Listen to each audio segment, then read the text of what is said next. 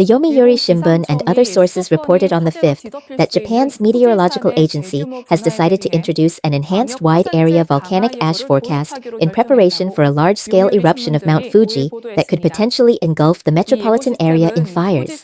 This forecast system aims to predict the possibility of long-term volcanic ash fall over a wide area in the event of a Mount Fuji eruption.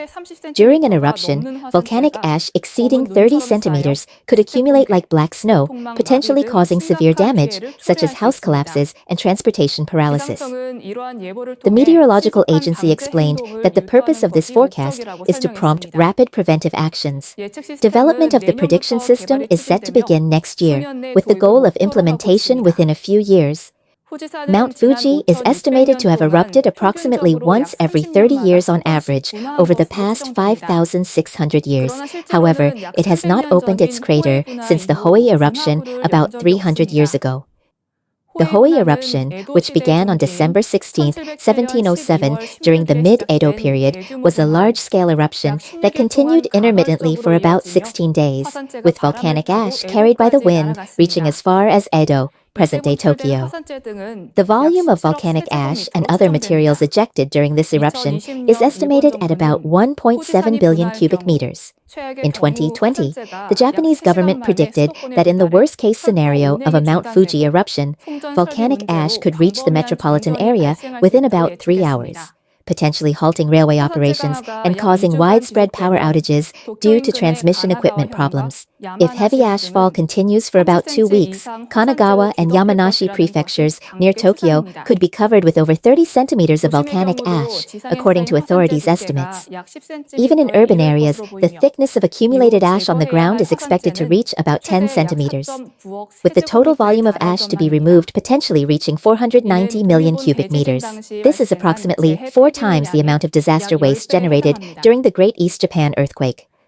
The newly introduced wide-area volcanic ashfall forecast is being designed with large-scale eruptions of volcanoes like Mount Fuji in mind. It is considering a plan to indicate the expected amount of volcanic ashfall in each area over an extended period, divided into 3 levels: 30 centimeters or more, 3 centimeters or more, and trace amounts.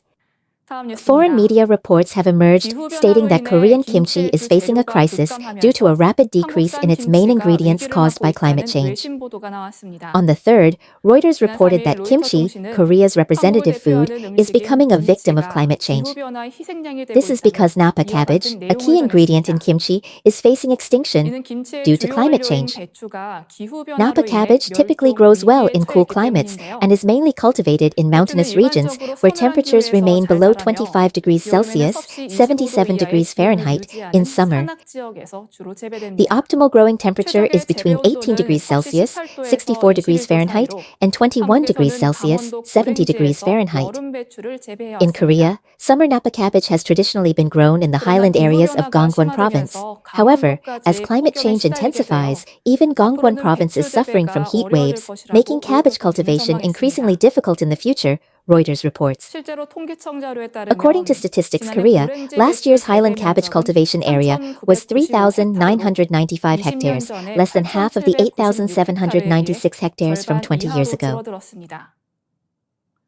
The Rural Development Administration predicts that according to climate change scenarios, the agricultural area will drastically decrease to 44 hectares within the next 25 years, and by 2100, cabbage cultivation in highland areas may become impossible. Lee Ha-yeon, a kimchi master selected by the Ministry of Agriculture, expressed concern saying, "When temperatures rise, the inside of the cabbage rots and the roots soften. If this continues, we may have to give up on cabbage kimchi in the summer."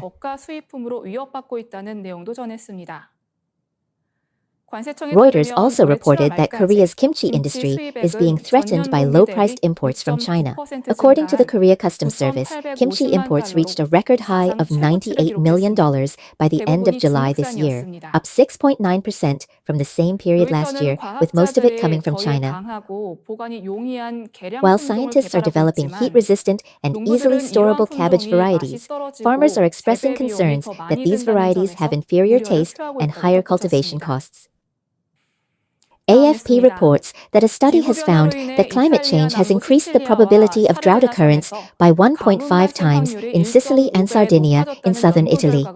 According to a report released on the 4th by World Weather Attribution, a multinational climate research group, human-induced climate change has increased the likelihood of drought in Sicily and Sardinia by 50%.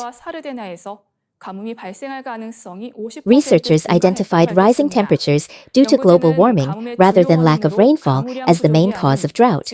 As temperatures rise, evaporation rates increase, causing soil to dry faster and exacerbating drought conditions. Mariam Zakaria, a climate scientist at Imperial College London and one of the report's authors, stated, "We concluded that the severe drought in Sicily and Sardinia is primarily due to extreme temperature rises caused by human-induced climate change." She added that Sicily and Sardinia are becoming increasingly dry due to climate change.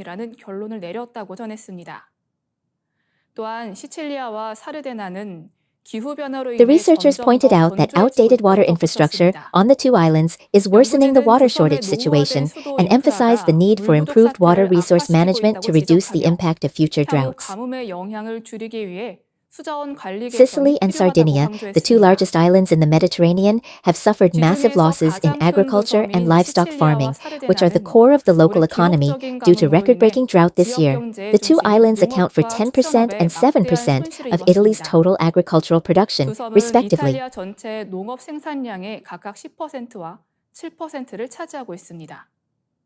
Angelo Bonelli, leader of the Green Party, criticized the government's lack of action at a rally in Sicily last July, saying, "The climate crisis is not an ideology, but a reality in Sicily."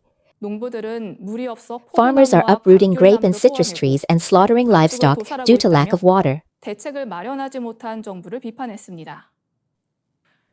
Frederica Otto, co-lead of World Weather Attribution and one of the report's authors, pointed out that crops used in making Italy's signature dishes, such as wheat and olives, are dying in the scorching heat of over 40 degrees Celsius, 104 degrees Fahrenheit. She stressed that stopping fossil fuel use is the only way to prevent drought disasters.